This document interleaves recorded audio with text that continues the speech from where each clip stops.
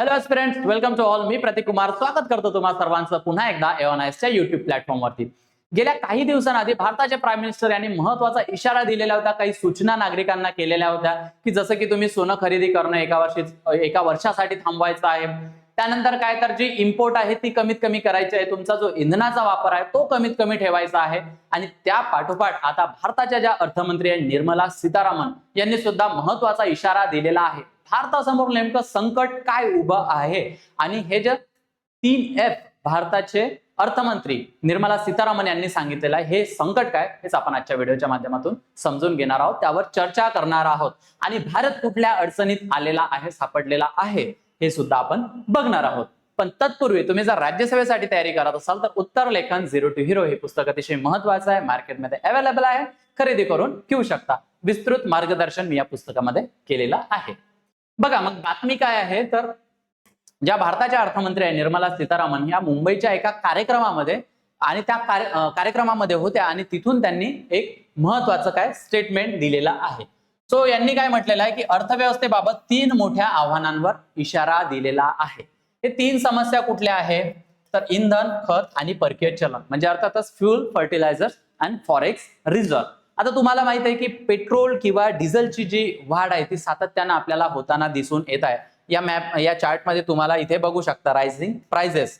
मे 2025 ला जे पेट्रोल आहे 2.61 रुपीज आणि डिझेल जे आहे 2.71 रुपीज इतक्यांनी ते वाढवलेलं आहे, म्हणजे जवळपास 3 रुपयांनी वाढवलेला आहे आणि हे सातत्यानं तुम्हाला अजून वाढताना दिसून येईल आणि जवळपास याचे जे भाव आहे तुम्हाला 130 ते 140च्या घरात गेलेले दिसून येतील. कारण काय तर ज्या ऑइल कंपन्या आहेत त्यांना मोठ्या प्रमाणात लॉस त्या ठिकाणी होत आहे, तो लॉस भरून काढण्यासाठी अजून यामध्ये काय होईल, प्राइस हाईक होताना तुम्हाला दिसून येईल. बघा जागतिक परिस्थितीमुळे भारताच्या अर्थव्यवस्थेवर थेट परिणाम होताना दिसून येत आहे, म्हणजे जे काही ग्लोबल इन्स्टेबिलिटी आपल्याला त्या ठिकाणी दिसून येत आहे. सो ते सुद्धा एक काय महत्वाचं कारण मानलं जातं आणि यामुळे काय तर महागाई आणि आर्थिक वाढ या दोन्हींवर दबाव, एक प्रकारचं प्रेशर त्या ठिकाणी तयार झालेलं आहे.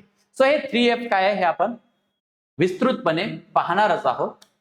तर बघा भारताची अर्थव्यवस्था सध्या अशा 3 मोठ्या संकटांच्या छायेत उभी आहे, जे सांगितलं ना, इंधन, खत आणि परकीय चलन.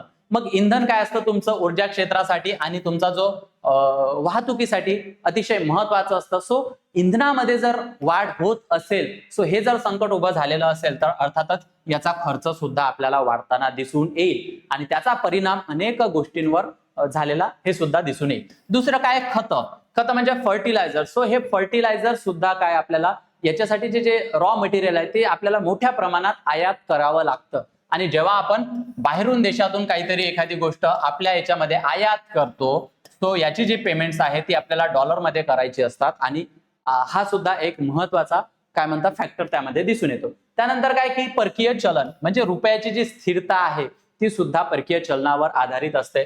$1 जो आहे तो आता 96 रुपयाला झालेला आहे. सो येत्या लक्षामध्ये हे मोठं संकट आपल्या भारत देशात सध्या इकॉनॉमिकच्या पॉइंट ऑफ व्ह्यूनी महत्वाचं आहे. आणि या ज्या तिन्ही गोष्टी आहेत सो या एकमेकांशी जोडल्या गेलेल्या आहेत आणि म्हणून एकावर जर दबाव तयार झाला, एकावर जर प्रेशर तयार झालं तर बाकी गोष्टींवर सुद्धा त्याचा इम्पॅक्ट, त्याचा परिणाम दिसून येतो. आता आपण हे एक-एकपणे समजून घेऊया. ठीक आहे. सर्वात आधी काय, इंधन संकट. तर तुम्हाला माहित आहे तर भारत जो देश आहे तो जवळपास 85 ते 90% किती 85% ते 90% इतका इम्पोर्ट करत असतो. जे काही क्रूड ऑइल वगैरे आहे किंवा इंधन आहे हे बाहेर देशातून आयात करत असतो आणि हा जगातील 3रा सर्वात मोठा तेल आयातदार देश आहे. सो कच्च्या तेलाचे दर जागतिक बाजारावर ठरतात, म्हणजे जो काही जगातलं ऑइल मार्केट आहे त्यामध्ये जर काही चेंजेस होत असतील सो त्याचा इम्पॅक्ट या आपल्याला आयातीवर सुद्धा दिसून येतो. मग याचे परिणाम काय होतात तर पेट्रोल, डिझेल महाग होतात, म्हणून तुमचे जे भाव आहे ते वाढलेले दिसून येत आहे आणि अजून सुद्धा ते वाढते. जो स्ट्रेट ऑफ हॉर्मुझ आहे, जे आपल्याला हे तेल आयात करावं लागतं, जे युद्धजन्य परिस्थिती तयार झालेली होती त्यामुळे स्ट्रेट ऑफ हॉर्मुझ म्हणजे जिथून जहाज पास होत असतात हे तेल घेऊन येणारे, सो यामुळे ती परिस्थिती तयार झालेली आहे आणि मग काय आहे तुमचा वाहतूक खर्च सुद्धा वाढतो. बघा पेट्रोल डिझेलचे जर भाव वाढले सो तुमच्या जो काही ट्रान्सपोर्ट कॉस्ट आहे ते सुद्धा वाढलेले दिसून येईल आणि त्यामुळे वस्तूंच्या किमती वाढतात आणि महागाई वाढताना दिसून येईल. मग तुमचं काय आहे तर जे चहाचे जे रेट आहे ते 10 रुपयावरून 15 रुपयाचा चहा झालेला आहे. तुमचे जे दुधाचे आहेत अमूलने मागे 2 रुपयांनी वाढवलेलं होतं. ठीक आहे. सो अजून काही तुमचा भाजीपाला असेल किंवा जीवनावश्यक गोष्टी असतील, या सर्व गोष्टींवर परिणाम होताना आपल्याला दिसून येतो एका इंधनामुळं. मग सरकार समोर अडचणी काय आहे, तर तुम्हाला माहिती आहे की सरकार जे जवळपास आहे 50% टॅक्स लावताना आपल्याला दिसून येतात. मग तुमच्या मनात प्रश्न आलेला असेल की सरकार हे टॅक्स कमी का नाही करत, तर जर सरकारने टॅक्स कमी केला तर 1,00,000 कोटी सरकारला त्याचा फटका बसून दिसू शकतो. किती? 1,00,000 कोटी सरकारने जर हे टॅक्स कमी केले तर. मग सरकार चालवणार कसं किंवा सरकारला जो महसूल आहे तो कुठून येणार? सो या सर्व गोष्टीचं सुद्धा संकट किंवा सरकार समोर अडचण आपल्याला दिसून येते. दुसरं काय तर खत संकट. म्हणजे खत संकटाला आपण लपलेलं संकट सुद्धा म्हणतो. लपलेलं संकट काय? जसं तुम्ही पेट्रोल पंप ठिकठिकाणी पाहता आणि बरेचसे नागरिक त्या ठिकाणी जातात किंवा लोक त्या ठिकाणी जाताना दिसून येतात, पण जे काही फर्टिलायझर्स घेण्यासाठी आहे, सो हा प्रामुख्याने शेतकरी आपल्याला त्या ठिकाणी दिसून येतो. म्हणून हे लपलेलं संकट आपल्याला एका अनुषंगानं त्या ठिकाणी म्हणता येतं. बघा, खत तयार करण्यासाठी जे लागणारं कच्चं साहित्य आहे, म्हणजे जे रॉ मटेरियल्स आहे, हे सुद्धा आपल्याला आयात करावे लागतात, बाहेर देशातून बोलवावे लागतात. जसं नॅचरल गॅस आहे, हा फर्टिलायझर प्रोडक्शनसाठी रॉ मटेरियल म्हणून आपण त्या ठिकाणी वापरतो. आणि यामुळे काय आहे, सो या क्षेत्रावर सुद्धा परिणाम होताना आपल्याला दिसतो. आणि मग जागतिक बाजारात जर याचे दर वाढले, जसं की नॅचरल गॅसचे जे रेट वगैरे वाढलेले आहे, पेट्रोल डिझेलचे जे वाढलेले आहे, सो याचाच परिणाम भारतावर सुद्धा होतो. आणि भारत मोठ्या प्रमाणात कृषी क्षेत्रावर काय आहे, डिपेंडंट आहे. आणि मग तुमचं DAP असेल, पोटॅश असेल, युरिया असेल, सो हे सर्व फर्टिलायझर्स आपण या ठिकाणी वापरत असतो. मग हे जे आयातीचं जे संकट आलेलं आहे या क्षेत्रावर, याचा परिणाम काय होतो, तर शेती उत्पादन खर्च वाढतो. मग या जर बॅगची किंमत वाढलेली असेल, इन्क्रीज झालेली असेल, सो तुमची प्रोडक्शन कॉस्ट जास्त झाली ना तिथे, त्यामुळे काय आहे, उत्पादन खर्च सुद्धा मग वाढताना दिसून येतो. यामुळे काय, तर तुमचं जे अन्नधान्य आहे, मग हे ज्यासाठी वापरलेलं आहे, सो जे काही प्रोडक्शन तयार झालेलं आहे, तर त्याच्यावर सुद्धा या किमतीचा फरक पडलेला आपल्याला दिसून येईल. आणि मग अन्नधान्य सुद्धा महाग होण्याचा धोका त्या ठिकाणी तयार झालेला आहे. अजून काय, तर सरकारवर सबसिडीचा मोठा भार. बघा, हे जे फर्टिलायझर्स असतात, सो शेतकऱ्यांना काहीतरी सबसिडी त्यावर मिळत असते. सो जवळपास सरकारला 1.5 लाख कोटी ते 2 लाख कोटीच्या घरात ही सबसिडी सरकारला द्यावी लागते. सो इनडायरेक्टली सरकारवर सुद्धा हा लोड येतो. यामुळे काय आहे, तर वित्तीय तूट. म्हणजे सरकारचा बजेट आहे 100 रुपये, सरकार खर्च करते 120 रुपये. सो 20 रुपये जास्तीचे खर्च झालेले आहे. मग ते कुठून सरकार भरून काढणार आहे? सध्या RBIने सरकारला खूप मोठ्या जास्त प्रमाणात पैसे त्या ठिकाणी दिलेले आहे. सरकार ते सुद्धा वापरू शकते. यावर मी सेपरेट व्हिडिओ घेतलेला आहे, तो सुद्धा तुम्ही बघू शकता. पुढे काय, तिसरा F काय आहे, तर फॉरेक्स, ज्याला आपण परकीय चलन म्हणतो. मग भारताची जी अर्थव्यवस्था आहे ती मोठ्या जास्त प्रमाणात आयातीवर अवलंबून आहे. सो त्यामुळे काय आहे, जेव्हा आपण आयात करतो, ही सगळी पेमेंट्स आपल्याला डॉलरमध्ये करावं लागतात. सो मग काय होतं की डॉलर अजून किंवा अधिकाधिक मजबूत होतो. मग आता तुम्हाला माहित आहे, 1 डॉलरची किंमत ही 96 रुपयाच्या आसपास गेलेली आहे आणि ही 100 सुद्धा पार करेल का, अशी सुद्धा परिस्थिती तयार झालेली आहे. मग याचा परिणाम काय होतो, तर आयात अजून महाग होते. आणि तेल आहे, ऑइल आहे किंवा खत बिल जे आहे, याचे जे अकाउंट्स आहेत ते आपल्याला वाढलेले दिसतील. ते लक्षामध्ये, ते जे बिल आहे ते वाढलेले दिसतील आणि त्यामध्ये वाढ झाल्यामुळे अजून महागाईवर त्यावर प्रेशर तयार झालेला दिसून येईल, महागाई वाढताना दिसून येईल. याचं कारण काय, तर हे एक चक्र आहे. जसं तुमचं तेल जर महाग झालं तर तुमची आयातीमध्ये वाढ होतं किंवा आयातीसाठी आपल्याला जास्त पैसा खर्च करावा लागतो. त्यामुळं काय होतं, तर रुपया अधिकाधिक कमजोर होतो आणि रुपया कमजोर झाला तर आणखी महागाई आपल्याला त्या ठिकाणी दिसून येते. सो या पद्धतीनं हे सगळं चक्र चालत असतं आणि हेच संकट निर्मला सीतारामन यांनी सांगितलेलं आहे. मग आपण याचं जर ब्रॉडर इमेज मध्ये पाहिलं, मोठे जर चित्र पाहिलं, तर मुख्य समस्या काय, तर मुख्य समस्या तीच आहे, इम्पोर्ट, आयातीवर अधिक जास्त अवलंबित्व असल्यामुळं.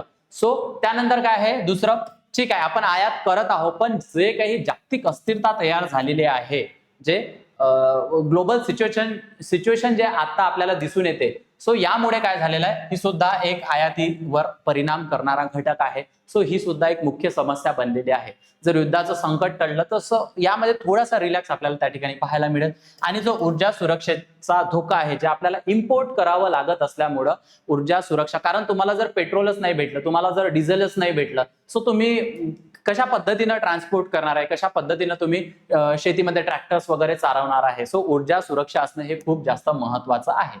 मग यामुळे धोका काय तयार होतो, तर स्टॅगफ्लेशन तयार होतं. तर स्टॅगफ्लेशन म्हणजे काय, stagnation plus inflation. Stagnation plus inflation, ठीक आहे. सो यामध्ये काय होतं, स्टॅग्नेशन म्हणजे तुमची जी वाढ आहे ती थांबून असल्यासारखी किंवा खूप कमी स्वरूपात तुमची ग्रोथ त्या ठिकाणी दिसून येते. पण महागाई जी आहे ती जास्त स्वरूपात दिसून येते. याला आपण काय म्हणतो, स्टॅगफ्लेशनची सिच्युएशन म्हणतो. याचा जो इम्पॅक्ट आहे तो बेरोजगारीवर सुद्धा आपल्याला दिसून येतो, कारण महागाई वाढल्यामुळं त्याचा परिणाम बेरोजगारीवर सुद्धा दिसून येतो. येते लक्षामध्ये. सो हा धोका आपल्याला स्टॅगफ्लेशनची परिस्थिती सध्या भारतामध्ये दिसून येत आहे. मग यावर उपाय काय आहे किंवा कुठल्या दिशेने उपाय होऊ शकतात, तर सर्वात महत्वाचं नवीकरणीय ऊर्जा म्हणजे रिन्युएबल एनर्जी जी आहे त्यामध्ये वाढ करणं. यामुळे काय होईल की जे आपण इम्पोर्ट करतो, जी आयात करतो, ती आपल्याला कुठेतरी आपल्याला कमी झालेली पाहायला मिळेल. सोबत काय, तर देशांतर्गत उत्पादन वाढवणं, म्हणजे ज्या गोष्टी आपल्याला बाहेरून आयात कराव्या लागतात, बाहेरून खरेदी कराव्या लागतात, त्या देशामध्येच काय करायच्या, तयार करायच्या, ज्याच्यामुळे काय ही आयात कमी होईल आणि जो डॉलर जो आपल्याला खर्च करावा लागतो तो कुठेतरी मग कमी झालेला दिसेल. त्यानंतर आयात अवलंबित्व कमी करणं, अजून त्याच गोष्टी आहेत. जसं इथेनॉल ब्लेंडिंग जे आहे, जे आता 30% म्हणजे E30चं एक स्टँडर्ड्स आलेले आहे. सो यामुळे काय होईल, तर पेट्रोल तुम्हाला कमी, जे क्रूड ऑइल आहे ते कमी मागवावे लागतील आणि मग इथेनॉल भारतामध्येच तयार होईल. सो अशा पद्धतीचे काही उपाय आपल्याला काढावे लागतील. या अनुषंगानं या सगळ्या गोष्टीची चर्चा आपण केलेली आहे. आय होप की तुमच्या लक्षात हा टॉपिक आलेला असेल आणि हे 3Fचं संकट काय आहे आणि याचा इम्पॅक्ट कुठपर्यंत जातो, या सर्व गोष्टी तुमच्या लक्षात आलेल्या असतीलच. पण तुम्हाला काय वाटतं, हे कशा पद्धतीनं संकट आहे, तुम्हाला याचे कसे चटके बसत आहे, हे तुम्ही कॉमेंट सेक्शन मध्ये सांगू शकता. एक प्रश्न तुमच्यासाठी ठेवलेला आहे, जर रुपया कमजोर झाला तर खालीलपैकी काय घडते. ऑप्शन्स बघून घ्या. आयात स्वस्त होते, निर्यात महाग होते, आयात खर्च वाढतो, की डॉलर कमजोर होतो. उत्तर मला कॉमेंट सेक्शन मध्ये द्यायचं आहे. आणि तुम्ही जर राज्यसेवेसाठी तयारी करत असाल तर समर्पण नावाची बॅच आम्ही लॉन्च केलेली आहे. 29,999 रुपये इतक्या माफक दरात तुमच्यासाठी अवेलेबल आहे. लाईव्ह प्लस रेकॉर्डेड स्वरूपाची ही बॅच असणार आहे. वैशिष्ट्य काय, तर prelims plus mains life time validity. जोपर्यंत तुमचं सिलेक्शन नाही तोपर्यंत ही बॅच तुमच्याकडे अवेलेबल असेल. Basic to advance, NCERT coverage, answer writing practice, PYQ analysis, study notes, test series plus 1-to-1 mentorship सुद्धा अवेलेबल असणार आहे. तुम्हाला काय करायचं आहे, माझा कुपन कोड यूज करायचा आहे प्रतीक सर म्हणून, आणि भरघोस डिस्काउंट त्या बॅचवर तुम्हाला मिळणार आहे. मी माझा नंबर तुमच्याशी शेअर करत आहे. तुमचे काही प्रॉब्लेम्स असेल, तुम्हाला काही गायडन्स हवं असेल, सिलेबस हवा असेल, नोट्स हवे असतील, मला कॉन्टॅक्ट करू शकता. एव्हन ऍप्लिकेशन डाउनलोड करायला विसरायचं नाही आहे. गुगल प्ले आणि ऍप स्टोअरला अवेलेबल आहे, ज्यामध्ये high yield notes, NCERT, state books, current affairs, mind map, syllabus, quiz, बऱ्याचशा गोष्टी आहेत. हा QR कोड स्कॅन करायचा आहे, एव्हन टेलिग्राम चॅनलला जॉईन करायचं आहे. तिथे तुम्हाला PDF स्वरूपातील नोट्स अवेलेबल होतील. अधिक माहितीसाठी मी तुम्हाला वेबसाईट आणि ऑफिशियल नंबर सुद्धा देत आहे, तुम्ही कॉन्टॅक्ट करू शकता. आय होप हा टॉपिक तुमच्या लक्षात आला. सध्या इथेच थांबूया, पुन्हा भेटूया एका नवीन टॉपिक सोबत लवकरच. थँक्यू.